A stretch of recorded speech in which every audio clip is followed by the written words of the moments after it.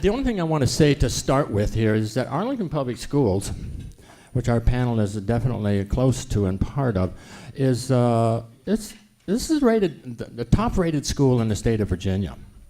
We really are, and I think that we certainly should put hands together for that. However, there are certain disparities in the system, and especially across the different races. And certain Arlington residents have raised our concerns about the students of different races and how the different treatment is meted out in school discipline, class selection, and other areas. Tonight we explore some of that. Our first speaker is Whitney Kernodle.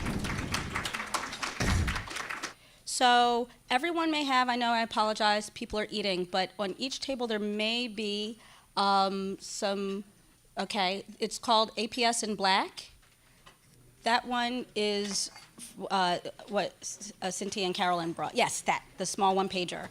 So this is APS in Black. So I'm Whitney Kernodle. I'm one of the co-founders of Black Parents of Arlington, a group that began in 2017 as a social network for Black parents, but we realized pretty quickly that advocacy would be something that would be helpful to move things a little bit forward in ways that sometimes the school system itself, while well-meaning, is sort of handicapped to not be able to do. And so we have Sharice Kearns, who's also one of the co-founders, who's here with me. And so once it comes to the question and answer segment, she may be better able to answer some of the questions. But what we did is we did the APS in Black, gosh, about 9 months ago or so now.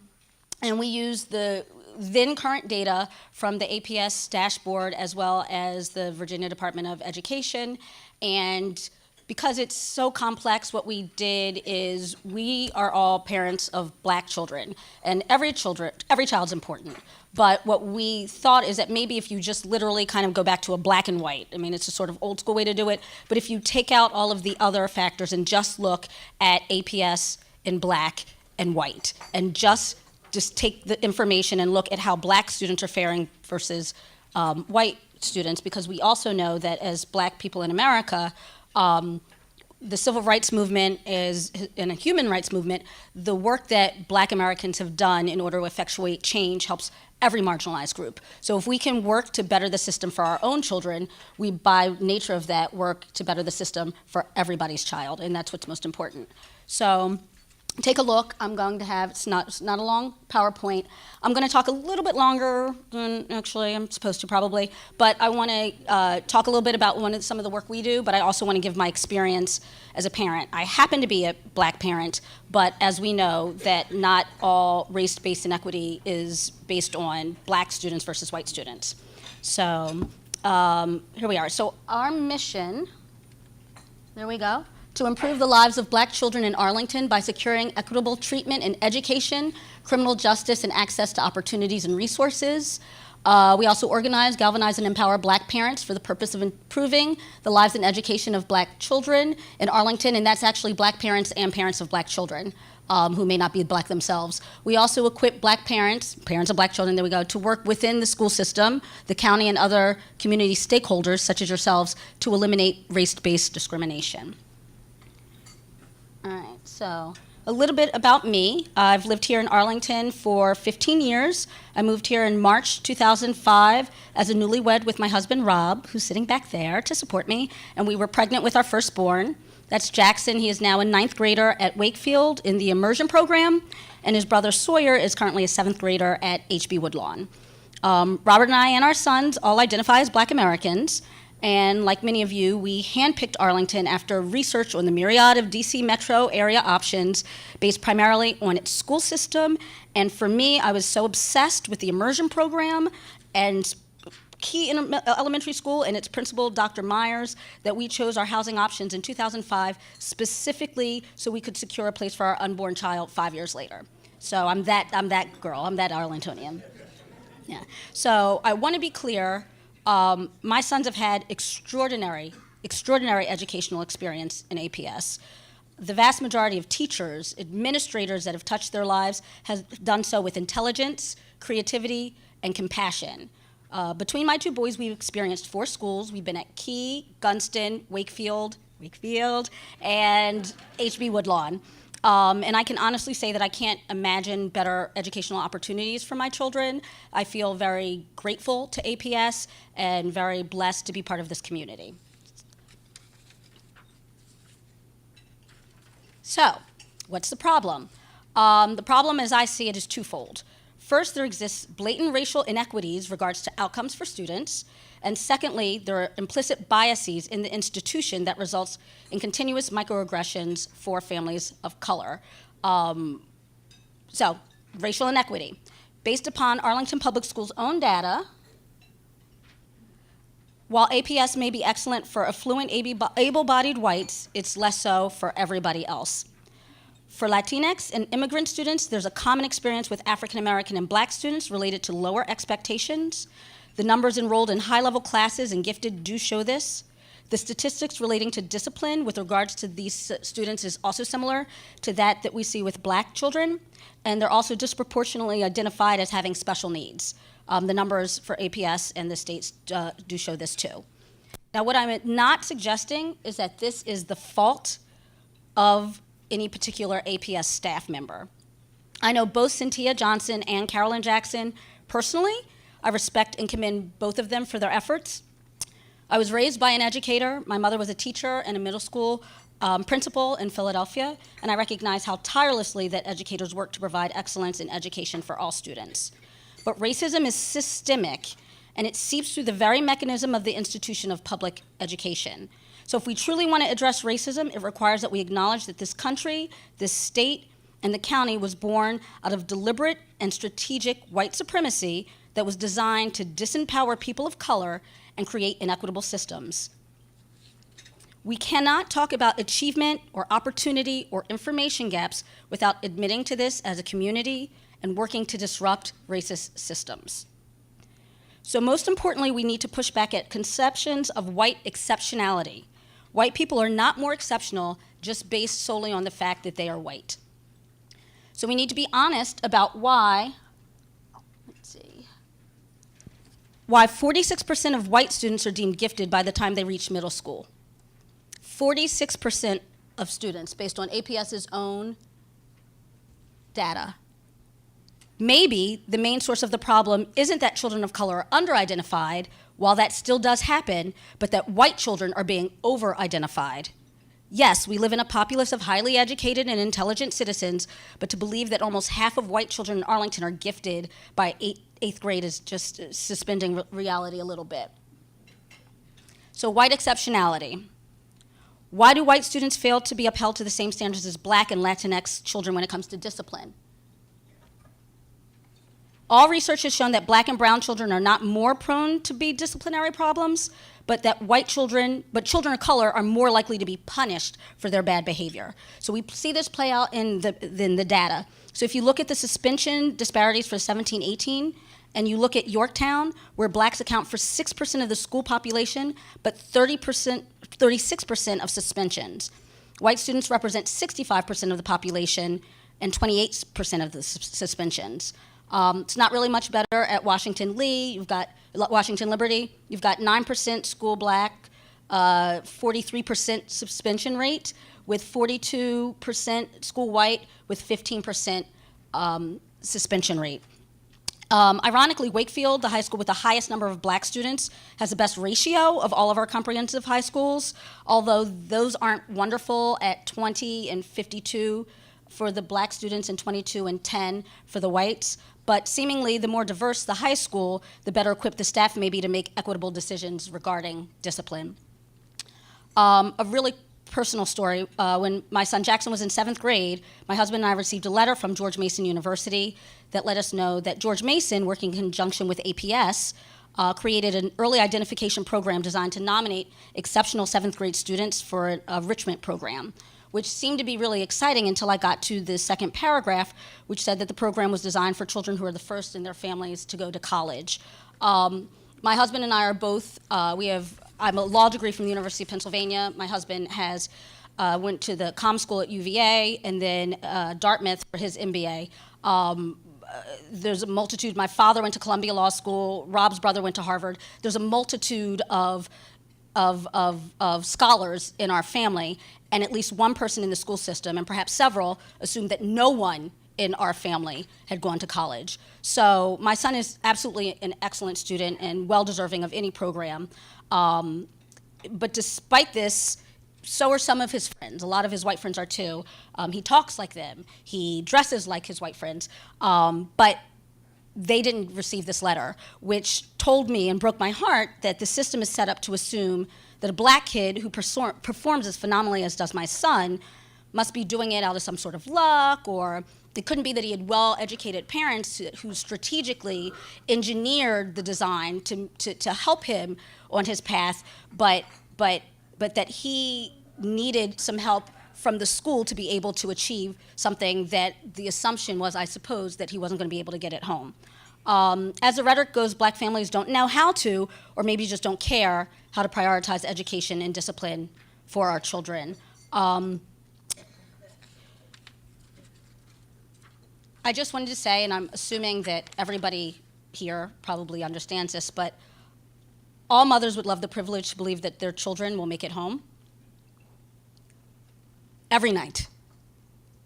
Every night. Not to have to fear that the police or even a well-meaning neighbor mistakes their teenage son for some hoodlum, something nefarious, particularly when he's a good kid, but that doesn't matter.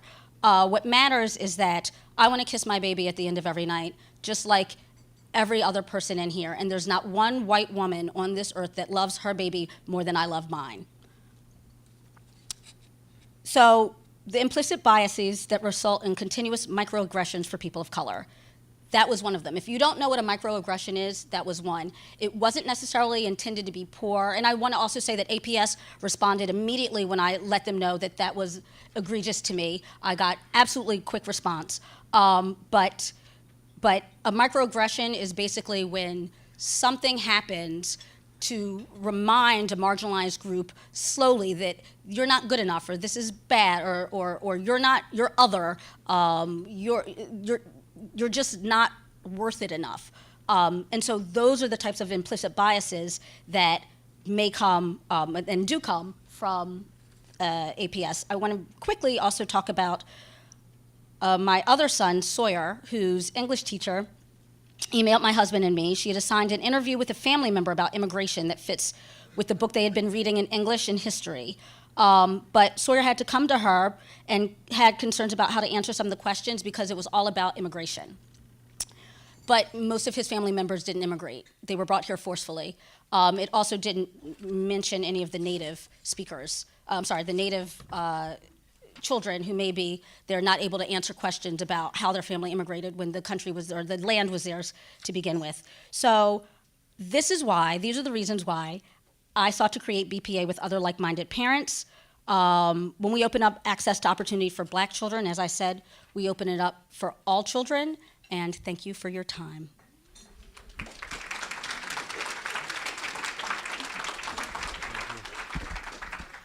Thank you, Whitney. People like me need to hear those things, and thank you for that. And I really loved your personal as well as the statistical side here. Thank you. Next, Zoe Davis, sophomore at Yorktown. Hello, I'm Zoe. I'm a sophomore at Yorktown. I'm very honored to talk to everyone tonight, and I'm very honored that I got invited. I took this opportunity to share my thoughts and my experience in the APS system. At Yorktown, I am an active member of a couple clubs. I'm in Sister Circle, which is a club for young minority women. I'm in SOAR, which is a skill-building program for high-potential minority kids. I'm in Young Democrats, and I'm in the Yorktown debate team. Outside of school, I'm a member of Jack and Jill of America, which is an organization specifically for black children. Delta Gyms, which is a self-esteem building program for young women around my age, through my mom's sorority, Delta Sigma Theta. I'm the youngest daughter of my mom, Courtney Hill, and my dad, Aaron Davis. I have an older sister who is a sophomore at Spelman. My mom is a proud HBCU graduate of Virginia State and Howard, and I really look forward to continuing that legacy by attending Howard and majoring in forensic science or pre-law. When I met Patrick Hope for the first time, I asked him about the plans in fixing the educational gap between minority and white students. He stated that he would do whatever he could to help, especially here in APS. He also extended an invitation to participate in tonight's panel, and I thought it was a perfect opportunity to share my story with my community. My APS journey has consisted of some very big up and downs. As a student with a 504 and sickle cell anemia, I'm hoping to use my experiences to make a difference in those coming with me or after me. Middle school, I went to Swanson and Williamsburg. It was really hard, and I didn't feel like I had enough resources and support to pass my classes. I also felt very alone and independent, which was really tough as a 14-year-old. I didn't have really interest in my work, and I wasn't asking for help, so I felt really bored, and I wasn't understanding the concepts enough. And as a result, I did fall very behind my work, and I felt ashamed. Many of my counselors and teachers seemed uninterested and tired and overwhelmed, and they couldn't relate in many cases. I felt extremely stuck, and I couldn't gain any traction, and even with the help of my mom, it was all very hard. After constant emails, text messages, calls, and fuss, I was able to get a 504 plan, additional school resources, and great tutors. I still ended up going to summer school and retaking some classes, but I am very grateful for that opportunity because I ended up having more time to study and grasp the material I was learning. I'm also grateful to have my mom, who is one of my biggest and loudest advocates, but I also realized that many of my peers who look just like me don't have the same support that I do, and they have a very difficult time, just as we did, navigating the system and getting adequate resources.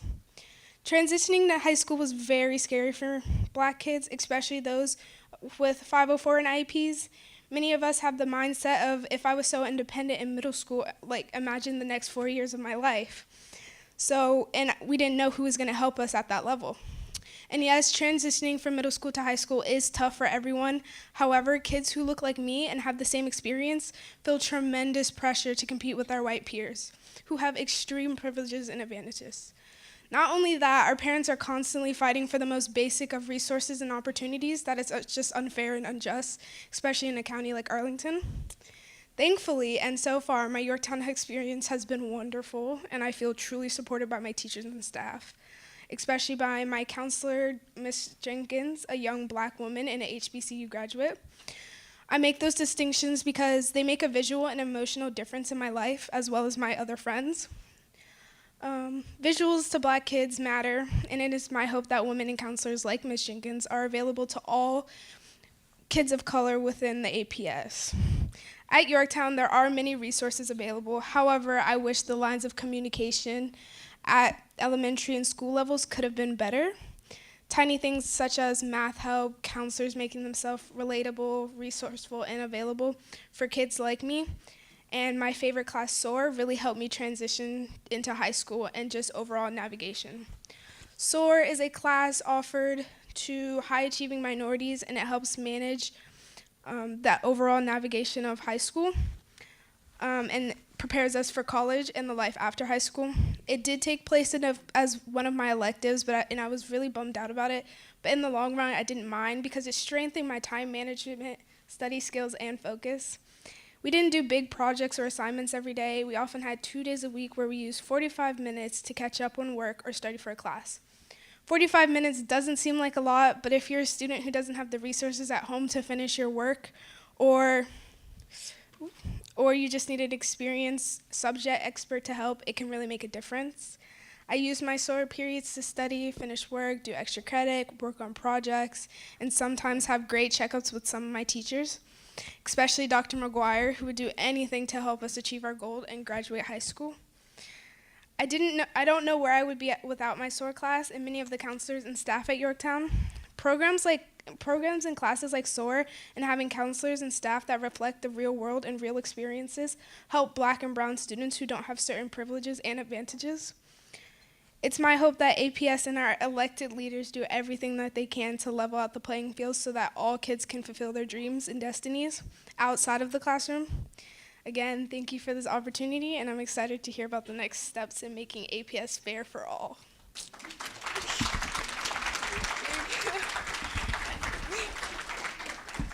Next, we have a tag team match here.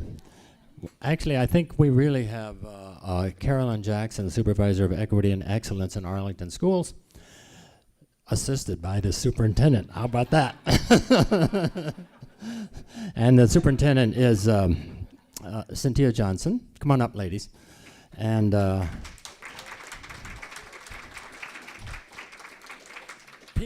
people will say superintendent on an interim basis, but she's superintendent, folks. So good evening, everyone. It's a pleasure to be here this evening, and the reason we're tag teaming, because part of what I think is important in the work that we do is that it takes a village, it is a collaborative effort, and it takes the hands of many people to achieve the goals that we do. We do not achieve those goals independent of each other, and so I have a great staff that I work with, and then we have great collaboration and opportunities with the community at large. So part of what you'll hear in the message is how important the work is to be done in collaboration, in partnership, and that everybody has a responsibility to this work, and therefore we need the level of expertise that comes from a lot of different sources. I'm quickly going to introduce myself and then turn it over to Carolyn, and then we'll get right into the presentation. So I'm Cynthia Johnson. So, and I've been an educator all my life. It's something that I've been very passionate about. I wanted to be a teacher when I was very young. I did teach for a number of years, including elementary school here in Arlington and middle school as well. And I did that before I went to, became an assistant principal at Randolph, and then principal at Patrick Henry. And then I opened the second immersion program. And part of my heritage is mi mamá es cubana. So my mother's Cuban. I grew up in a bilingual home. My father's from the islands. Neither one of my parents graduated from high school until later in their life. And I have 3 sons. And my 3 sons have all graduated, and they are young men living their lives right now. So that's just a little background information on me. And I'm Carolyn Jackson. I'm not going to spend a lot of time on this, but I want to let everybody know I'm a product of Arlington County Schools. My children, so I work here, so I think that I bring a lot of insight. My 7th grade science teacher is in the audience, and so you always got to, and know what, the work is so important. I think it's necessary to always give you a why. I'm passionate about kids being successful. And so that is why we are here. That's why we work the long hours, and we come out and we give presentations, because knowledge is power, and we want to make sure that we all own the work of educating our children. So on a very high level, we want to be able to touch on a couple of things here. You see the topics we want to touch on. So for us, we always have a document that drives the work that we're doing. I want to point out the APS strategic plan. And that strategic plan does have our mission, our vision, our core values, and you'll see that one of the core values is on equity, inclusivity, collaboration, stewardship, and all of that means that we have a responsibility to really do the work that helps us to address the core values. The goal areas at the bottom are just telling you, that's okay, the focus areas that we have. So what the school board does every single year, we do have the strategic plan, but we have the guidance from the school board that helps us to identify our priorities. And what you see here is that on our first priorities is to increase achievement for all reporting groups on district and state assessments. And all of this is designed to address the opportunity gap. The second has to do with really the mental health issue, because we have, over time, realized that that is a key factor in the well-being of our students, and so do we have the appropriate supports in place to help students navigate their learning environment, their school environment. And the last is really to identify one adult, at least, in your school building that you can have a positive relationship with for your own academic and personal growth. Okay, as we appreciate being here this evening, we also recognize that it's very important for us to have common understanding and use common language. And so some of the things that I'm sharing with you this evening as we go through this presentation are things that we make sure that our staff have a good understanding. So when we're talking about equality versus equity, which equity is part of our core values, we need to make sure that people know the difference. So many times or situations, they think they're the same and they're not. So with the equity, we want to make sure all of our students get what they need versus equality.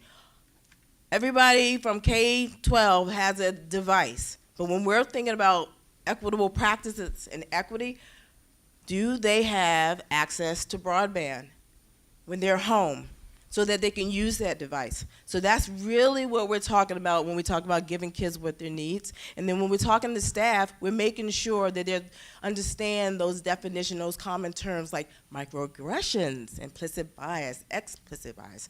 What does stereotype threat, what do those terms mean, and how do they impact student achievement and access and opportunities? So, the history of race in Arlington. This impacts the way we teach. This impacts our students. This impacts our families. And so, we take it back to our supervisors and we say, how has race impact our community, and what were some of the things that have set our students behind? And you have to look at these things because they're interchangeable. So you have to look at what happens when we redline in housing and what the impact of wealth, what does that look like? What does it look like for busing? How does that impact our community? What does it look like for displacement of students? And what does it look like when we talk about gifted services? And you have to know the history to understand the root causes to move forward. And so those are some of the initiatives that we are working on as a school district to move that work. And these are some of the things that we make sure that we're sharing with our staff, because talking about race can be uncomfortable, and until we normalize it, not just for APS staff, normalize it for a community, we cannot move forward. Until we build partnerships where everybody has the same common goals, we will not move and dismantle the disparities. And until we find a matrix that everybody can understand what are the accountability tools, we will not impact policies or procedures or even programming. And so, know your history. We focus on this. Know your history, because it impacts what happens in the classroom. And if you don't know the communities, we encourage our teachers, go out in the neighborhoods and see where your children are coming from. Understand some of the relationships or some of the barriers that some of your families are having because they don't have connections because of things that have happened historically. They don't see the school as a friendly place, but knowledge is power. So we want our families and our students to have a great understanding of they're important, they matter, because for so many years, things of this nature that have separated communities and families of schools have taken place. So one of the things we had placed on the table is a document that really kind of gives you information about Arlington's history. So feel free to take it and to learn a little bit more if you're not familiar. I know one of the things we wanted to focus on is race a factor in student achievement in Arlington. And I wanted to share that there are many factors that can impact student success.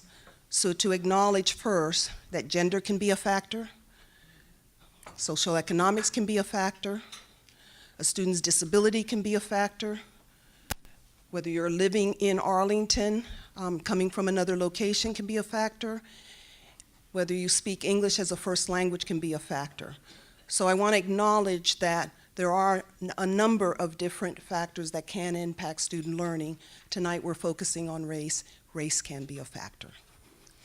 What you'll see here then is the data we have for Arlington. So this first slide really speaks to the demographic makeup. So 10% of our population in Arlington identifies themselves as Black. We've spoken to the data, and I want to acknowledge that what you heard earlier is in fact what the data tells us. We do have disproportionality in terms of student outcome on a number of different assessments. So you heard some of it earlier. This gives you a picture again of where Black students are in comparison to other groups. I do want to say that for Arlington, Black students do better nationally than many Black students in the country, and definitely do better than most of our neighboring jurisdictions in the state. So we have the disproportionality, we have a responsibility to do the work, but our Black students are performing at a higher level than what you might find in other places. This data points, and what I did is actually selected different data points. So academic data as it relates to testing, what our data is telling us about students coming into pre-K, and then a little bit about discipline. And then we also heard a little bit earlier from Whitney about some of the data as well. Let me go back to the other one for a minute. Okay, thank you. So this data, and you'll have it, I'll just share, points out what the percentage of students are that have a pre-K experience before they enter kindergarten. Okay? This slide shows our discipline data, and again here, we have the comparison to our neighboring jurisdictions, specific to Blacks. Okay? Okay, moving forward with our 30-minute time period, I just want to say we are moving forward, but this size is moving forward, but we have things that already are in motion.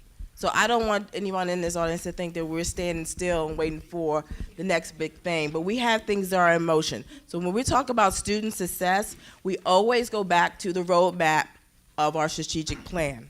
We no longer put numbers by our goals because all of them are a priority, not just one of them.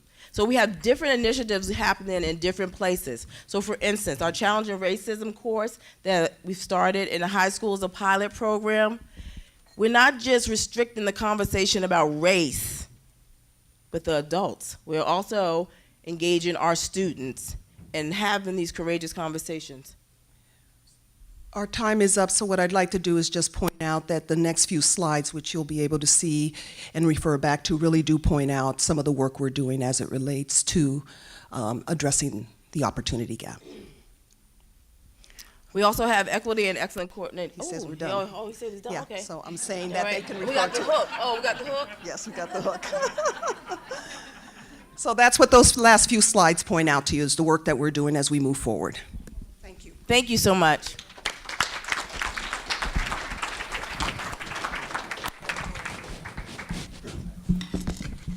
I told you we had a blue ribbon panel. Now, panelists, please take some of these chairs up here. Now you're on the spotlight. Okay, Hannah is already standing up. She's my mic jockey. So get her attention, and she will allow you to ask a question. But I have a question, ladies.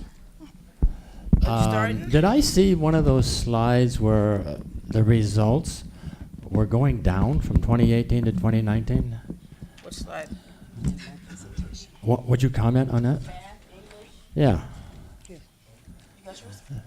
We shouldn't go down in pass or whatever, SOLs or whatever they were. We should have three, yeah. What you looking for? It's right there by the table, please. It's one of the slides up there, one of the, So please help me out on that. Why are things going down? I'm getting better. That's a joke, folks. And so, any comments or anything you want to say? Well, Hannah's looking for somebody who has a question. You know the slides I'm talking about? Okay, Cynthia, go ahead. This slide? Aren't they showing that the results are going down? What did I miss? So one of the slides that I presented does Is indicate. your light on there? No. Okay. One of the slides had some information about our reading results, and if you looked at the reading results, you did see a decline in the overall performance and outcome for each of the subgroups. So everybody went down by 1% or 2. Okay. Hannah, who's first? Okay, go ahead. Good evening. I'm I'm sorry, but can I interrupt one thing? Brief questions, and in the form of a question, because we don't have much time, and so thanks. Hi, I'm Kathy Scruggs, and I'm a retired APS teacher. One of the issues that thank you so much, first of all, because I think that this kind of a presentation needs to be made again and again throughout Arlington, because when questions of social engineering come up and we go, wait a minute, the social engineering was to protect the white people first, okay, and that's why we have single-family home zones. But my point is about housing, and my question to you is, do you see having more housing, affordable or a socioeconomic mix in housing throughout the county can decrease the segregation in our schools and can benefit all of the students? That's not my area. Yes. Yes. I don't know whether you were asking me, but Well- yes. And that's something that we at BPA do to advocate at the county level about issues such as housing. But yes, I will say that, so I live in the courthouse area, and right now my zoned high school is still Yorktown. So I would have to drive by WNL to send my children there. My kids are at Wakefield for immersion and at HB, but that was based on, it was before I lived in Arlington, but I believe based on busing we have a lot of the lower income housing around with a lot of immigrant families, and to provide more diversity to that area. And so if we're gonna bus anybody anywhere, I want the white people bused. That's if we're gonna do that. But again, that is something that we're talking about on the county level. Yeah. I really appreciate Zoe's commentary. You did a fabulous job talking about your experience. And what caught my attention as a mother of a 8-month-old black child is the experience that he'll have and that his father had at Yorktown. The fact that you had an educator, a counselor, a black woman to be able to talk and relate to, I didn't see any slides, Cynthia and Carolyn, about the number of black women and black men in our school system who are teaching. And the articles and the information, all of that is out there about people, our students needing to be able to see themselves. So how is APS addressing that, if it is even a problem? I can. So I think one of the things that's pointed out in our APS strategic plan is workplace, the workforce. So a lot of it is around what is identified there, making it a priority for us to review, first of all, the data. So what does the picture look like now? And then what are some approaches that need to be adjusted or changed in response to that need? So one of the things that you've heard a little bit about is really being more targeted in the schools that we may go to in terms of looking at how we diversify our workforce. So that would be one approach to take. The other one that we're trying to do a lot of that I think we're having success is building our own internal pipeline. So really identifying individuals that presently are perhaps in assistant programs that really want to become teachers in the future, and creating the pipeline for them to be able to have that pathway. So those are just two examples, and there are many others. The other I would just add is the MOUs with a number of different universities. I'm actually going to Howard tomorrow to talk about this specific topic. I have one, and I also have one more. I know we're short on time. Hey, and the rest of you, be like Carolyn here. Swallow the microphone so we can hear. Yeah, she's doing it right. Okay, so one of the other things I did want to talk, because we are very intentional that we need to have a diverse workforce. And realizing that's a national shortage, and we have a teacher shortage.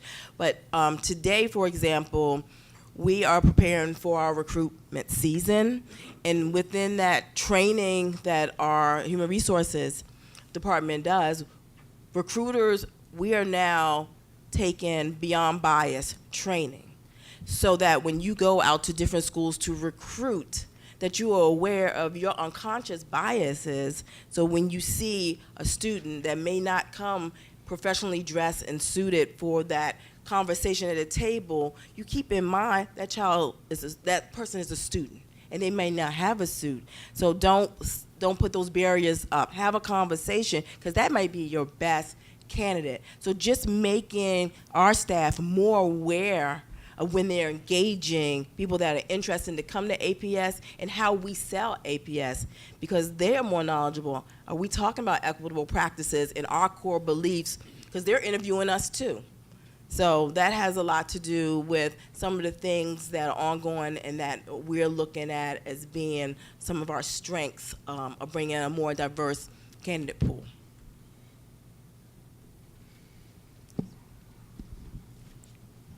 Chris Gregory. Zoe described this SOAR program, and it sounded very good. And she said it's for exceptional students, but it sounded to me like something that every student could benefit from having that type of a program. How come SOAR is only for exceptional? Can I? Zoe is exceptional, okay? But the one thing I want you, there are equity and excellence coordinators at the secondary level, and a coordinator is attached to the SOAR program. And it really is targeting unrepresented students that perform, that do well, and we want them to continue to feel the warmth of the school and do well and feel the support. So there are certain students that are identified that we want to make sure that they are in rigorous courses, and that their families stay very engaged in course selection and access to college. And so there are targeted students that come from the middle school for Yorktown that are offered this elective and opportunity. It's an extra layer of support, because the one thing we want to practice in our APS is that all of our students have a supported adult in the building. This is just another layer of support. Yorktown. And so the different high schools and the different buildings have different programs that are similar, but they are not just a SOAR program. SOAR is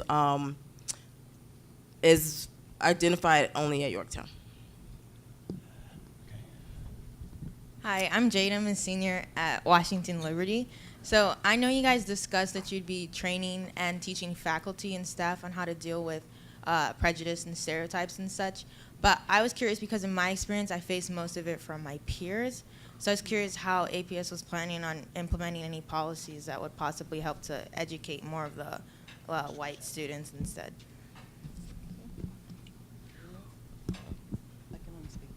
Okay, well, so thank you, one of my former students.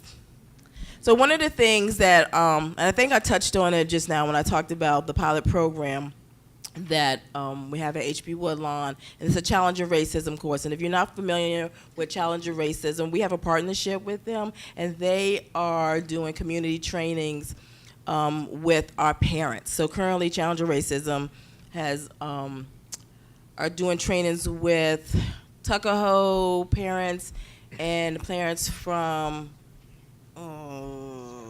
No, it's not Discovery this year. It'll come to me. I have a cold. I'm sorry.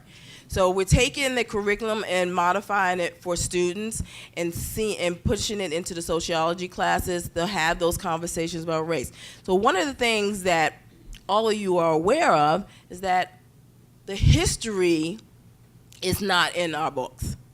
And so when we are looking at modifications or program or policy, we need to look at how we need to change the curriculum and what that looks like.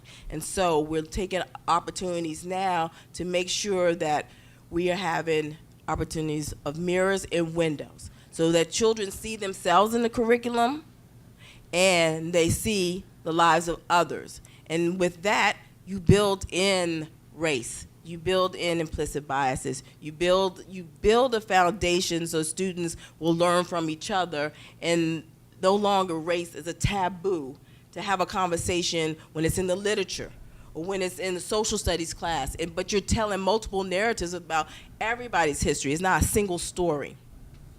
So those are some things that we're working on to build the curriculum. Zoe, is that some of your experience? I'm putting you on the spot here, sorry. I guess I, as going to Yorktown, which is majority white, like white students, I've run into problems. Like I've sadly run into like very awful problems. And I noticed one thing that I don't know about other schools, but what my school is doing is community circles and talk. It's like talking to each other about the problem, but not attacking each other. Restorative practice. Yes, thank you. Restorative practices. And I went through one it was at the start of the year, and I find them actually very helpful, and it educates people, but it also tells them that what they did is wrong, but it also tells them why it was wrong. And I really appreciated that because I know a lot of microaggressions that get thrown at me are just out of ignorance, and they literally just don't know that is disrespectful. And I've also noticed that a lot of students think a lot of things that are not funny are funny. So I think restorative circles and community circles and just like the three, I guess an adult and the two kids, if it was just like two kids, like that one session or that one meeting can really help and make a difference. It has in my life since like my freshman year. So that's all. Okay, next. All right. Hannah. So I have a question. Can I add something to that just Of very course. quickly? I wanted to just share that one of the things that Arlington is really focusing on is something that we refer to as a tiered approach. So there's an expectation that perhaps at a tier level 1, every school is in fact doing this. And so one of the areas that I can speak to is the concept of what is being done in terms of training for staff around responsive classroom, conscious discipline, and we also have PBIS. So that is something that is designed to empower students to also ensure that we have the same approach to how we're managing situations. And then we personalize it or customize it based on what the needs of the students are in a given school. So some of what Carolyn mentioned earlier may be of greater need in a particular high school or middle school, and that variation would be something we might have for students based on the makeup of that population. So we try to think about, and that's the approach we're taking, some of what you saw earlier is what we really want to see system-wide, and then we want to have some degree of flexibility to be responsive to the needs of students.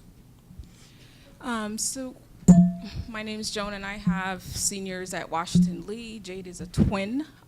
They're full IB seniors. And we've been in Arlington going on 12 years. We went through Drew, the whole 9, Gunston, and we're at Washington Lee. My question is regarding the gifted program.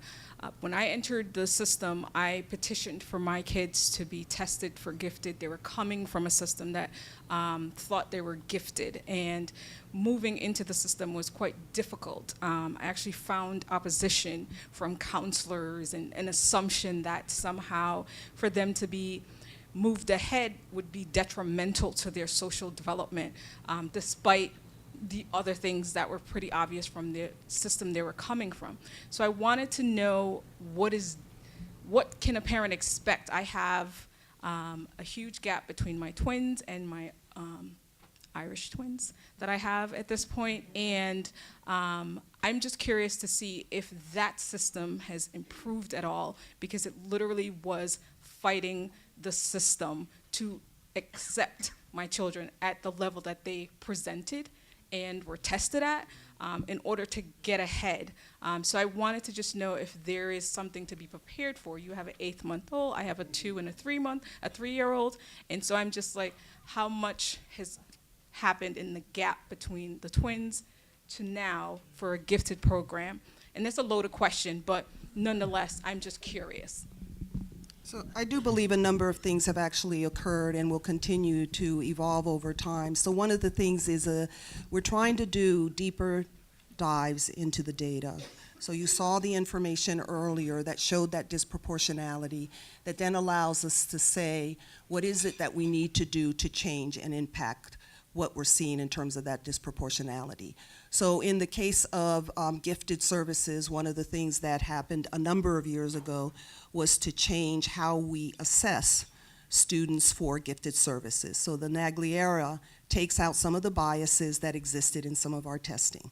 So that's one example of a step that's been taken. The other is really to try to ensure that people have the information, because sometimes I think the issues center around how we inform our parent community about these resources that are available to them so that they can access that information, those resources, in the same fashion that many other families do. So we have a responsibility to do that, because a parent can always make a recommendation for classes and programs of interest. So those are two examples. And actually, can I say something to that extent? I think one of the things that we at Black Parents of Arlington would like, as Cynthia had mentioned, is a deeper dive into the data, because it depends on school to school. So what we would love to do is be able to offer our Black parents, look, this is what gifted looks like at your school. This is how many Black teachers or teachers of color are at this school. I know at Key Elementary, it is a majority minority school because half of the students are Latina, but the gifted services coordinator there, who is also Latina, was adamant that she needed more Black and brown boys in the system, and so she made sure to identify as many Black and brown children as possible. And so that was my experience, but it varies from school to school so much still that hopefully, if we can, and whatever we need to do as a community to help APS, I mean, it's a bureaucracy, it's a public school, so, you know, obviously, as we all know, resources are limited to that extent, but if we could dig deeper in what programs are doing well and what programs are not, and how do we learn from the programs that are doing well, and not just in giftedness, but in anything, in SPED, in all sorts of things. I think that's what we could really use in APS, a deeper dive, and certainly it would need to be financed somewhere, but I think that would be important. Oh, two questions here. One and then go ahead, Carl. Yeah. Good evening. My name is Carl Van Newkirk. Busing has been used as a tool to achieve racial balance or improved integration in schools. I would be very interested in hearing the perspectives of each of you with the pros and cons of that as an issue. Well, I feel like I already sort of stated mine, but I can certainly state it again. I have a problem with busing people of color to make white people feel better about themselves. We all chosen where we live, some of us more than others, some of us have more options and choices in life, but if you want to buy your house in a lily white place, then send your children to a lily white school. Do not bus my children or anybody else's children that look like mine to your jurisdiction to make you feel good about your own personal choices and to create diversity for you. If you want that diversity, then either buy your property in a place that's diverse or ship your child to a diverse school. Go ahead. Caroline, go ahead. Okay, so twofolds. Busing, I am so against, because growing up in Arlington, I grew up with friends that had a different elementary school experience 4 years out of their 6 years of elementary school. Now, how do you how do you set roots and build community when you have a different elementary school building, teacher, administrator for most of your elementary life? So that's just my personal, and I don't know, I've never seen where it has solved anything because you have displaced a community or made sure that they couldn't move out of a certain area. So you think that, you know, you bust them to solve one problem and it creates so many more. That's on the personal side. I can't use my APS voice on that one, but. So I will use my APS voice. And I think for me, what always comes to mind is we're striving for excellence for each and every student. And I'm always thinking about what is the outcome we're seeking. And if the outcome we're seeking is that excellence, then how do we get there?